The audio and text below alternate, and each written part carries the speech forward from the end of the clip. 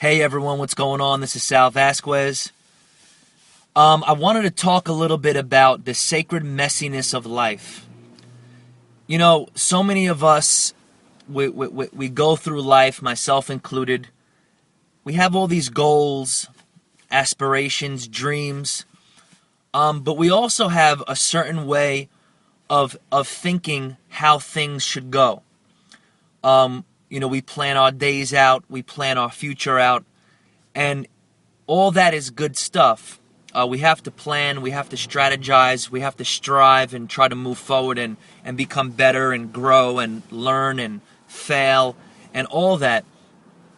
But there's this tension going on because oftentimes things don't necessarily happen the way that we see them happening. And there's this tension of this messiness of life, where things all of a sudden break down, our lives become fragmented. The path that we set out on doesn't turn out the way that we anticipated, and there's this messiness going on in our life. But at the same time, there's a holiness to it. There's a sacred messiness to everything that's taken place, because in the mess, something is being developed. In the mess, our lives are being transformed. In the messiness of life, if we can just pull back and remain in the messiness, embrace the messiness, there's something so beautiful. There's something so unique that emerges out of that place if we would just give it enough time. If we would allow the divine unfolding of all that is chaotic, of all that is messy, if we would allow the chaos to transform us, if we would allow the beauty to unfold out of the chaotic experiences that we're going through. If we would take the time to embrace the parts of our lives that seem chaotic, that seem like that we just can't make it, or it seems like it's too much. The mother who has two children and is trying to run a household, or the father that's trying to strive and work. He has to get a second job to pay the bills and to support his family. There's so many different examples that I can give you as far as the messiness that takes place. I know for my wife and I, we're just going through a whole lot right now, and it seems like there's a lot of messiness going on in our lives. I'm gonna have to jet home right now after picking her up, and we're gonna have to spend the whole day cleaning the house and getting stuff ready for our child. And there's just a whole messy room that we have. It's the only storage room that we have.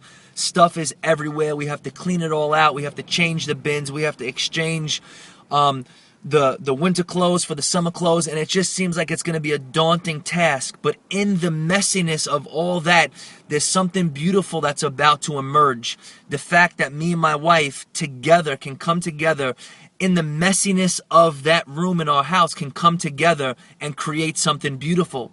Because when it's all said and done, the interaction that I know that's going to take place between me and her today, and figuring out what we're going to keep, what we're not going to keep, there's something beautiful in all that. There's a bonding that's going to take place. There's a learning that's going to take place. There's a growth that's going to take place.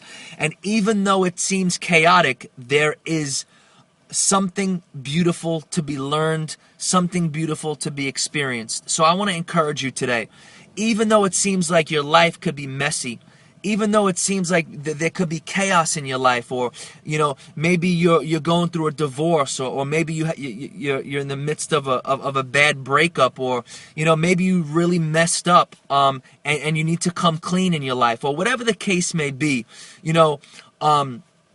I want to say this, that something beautiful can emerge out of it. We look at the word sin, and that's become such a religious term that people kind of they push off. They say, I'm not a sinner, I'm a good person. Well, the truth is, we all sin. The word sin, in its original meaning, it means to miss the mark. It means to mess up. And you know what? We all sin. We all fall short. We all mess up. But even in that, if we would be able to humble ourselves, if we would be able to let go of our pride and our ego and just be vulnerable and say, you know what? Yes, I did mess up. I did miss the mark. There's something so awesome in being able to bring that confession out into the open or to other people, to the person that you might have offended or whatever the case may be. But what happens is we get burdened down. We get weighed down with the fact that we continue to mess up, but we're too prideful. Our ego takes over, and we don't want to admit that we're just mess ups. That's just the bottom line. We mess up. It's normal. It's part of life. And that's why for me, my relationship with God is the catalyst that brings everything together, because it's in that place that I could bring my mess ups, I could bring my falling shorts before the ultimate, before the creator of the universe, before the ultimate source of love. And in that place, in that messy, chaotic place, find healing, find forgiveness, and my life is so much lighter knowing that even though I mess up, there's still a way forward.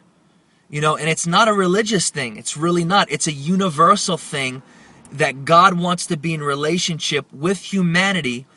He wants to bring us to a place where even though we're falling short, in that there's something being learned.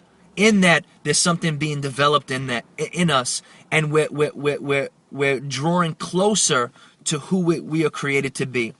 Anyway, I could go on and on about this. I just want to encourage you. Embrace the messiness of life and see how you could transform that into something beautiful where it becomes something sacred. Sacred messiness. Have a great day. Peace.